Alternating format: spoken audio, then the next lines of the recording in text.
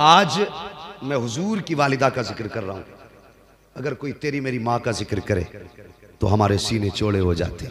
इसने मेरी माँ की तारीफ की, मैंने हुजूर की अम्मी का तज़किरा किया है। यकीनन आज गुंबद खजरा वाला नबी हाथ उठा के दुआएं करता होगा इंशाअल्लाह। सबको माँ प्यारी है तो फिर मेरे नबी को तो बड़ी प्यारी है अपनी माँ। कितनी प्यारी है, पूरी जिंदगी हुजूर माँ को याद करके रोते रहे, पूरी जिंदगी। अल्लाह अकबर। इंशाअल्लाह वो बात वक्त रहा तो करूँगा। बस अब सुने कि हुजूर की वालिदा की शान। हुजूर के वालिद का इंतकाल कब हुआ? जब हुजूर माँ के शिकम में आए 2 महीने का अरसा हुआ था। कितना? और जोर से 2 महीने का। वालिद के पहले इंतकाल होने की वजह मुहद्दिसीन और मुफस्सिरीन ने फरमाई है बयान। कहते हैं कि अल्लाह ने हुजूर की विलादत से पहले इसलिए हजरत अब्दुल्ला को अपने पास बुलाया कि हो सकता था अगर वो 1-2 साल बाहयात होते तो फिर हुजूर का कोई छोटा भाई या बहन पैदा होता। अगर भाई या बहन पैदा होता और हुजूर को बड़ा भाई कहता तो रब को ये गवारा नहीं था।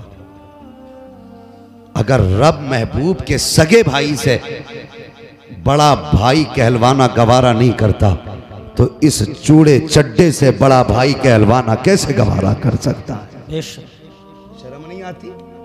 इन लोगों ने अपनी किताबों में लिखा है कि नबी बड़े भाई की तरह है माज़अल्लाह।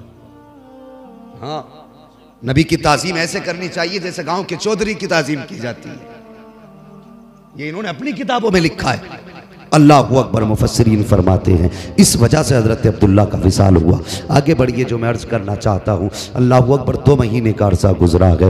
2 महीने का अरसा गुजरा, हुजूर के वालिद का विसाल हुआ। अल्लाह अकबर। कोई आम बात न थी जिसकी शादी को 2 महीने गुजरे हों और शोहर का इंतकाल हो जाए फिर औरत की ज़िंदगी मुश्किल हो जाया करती है। और फिर वो ज़मीन भी मक्के की ज़मीन थी, अरब का इलाका था जहाँ पर बेवाओं को मनहूस समझा जाता था, जहाँ बेवाओं को मुकाला करके गधों पे बैठा करके घुमाया जाता था, जहां पर बेवाओं को औरत की मौत का सबब ठहराया जाता था। ये वो जमीन थी। अल्लाह अकबर। उस सरजमीन पर मेरे नबी के वालिद का विसाल हुआ है। अब हजरत आमीना की जिंदगी देखो, सुबह भी रो के गुजरती है, शाम भी रो के गुजरती है। न दिन को चैन न रात को चैन है, दिल का करार लुट चुका है। रात को भी रो रही है, सुबह को भी रो रही है। अल्लाह अकबर। आओ मैं अपनी कौम की बेटियों से एक बात कहना चाहता हूँ, तुम अपने शोहरों के खिलाफ जबान न चलाया करो, इनको बददुआएं न दिया करो। तुम किचन में खड़े होकर के हाथ में रोटी लेकर के जब शोहर घर से निकलता है तो बददुआएं कैसी कैसी दिया करती हो। कहती हो अल्लाह तेरी सूरत न दिखाए, तू लौट के ना आए, जबान को लगाम दे। तुझे पता नहीं तूने किसके खिलाफ जबान खोल दी है, तुझे पता नहीं है तू किसको बददुआ दे रही है, जानती तक नहीं है। अगर ये ना आया तो तेरी औकात मिट जाएगी। अगर ये ना आया कोई तुझे पूछने वाला ना होगा। अगर ये वापस ना आ सका कोई तुझे वक्त पे रोटी देने वाला ना होगा। अगर ये सफेद कफन में लिपट गया कोई तेरी इज्जत करने वाला ना होगा। और तू किस पे इतरा करके अपने शौहर को ये ताने दिया करती है कि तू जिंदा वापस ना आए। वो अल्लाह का खौफ खाया कर। वो नसीब वाली औरतें हैं जिनकी जिंदगी का साथी कदम कदम पे साथ निभाता है।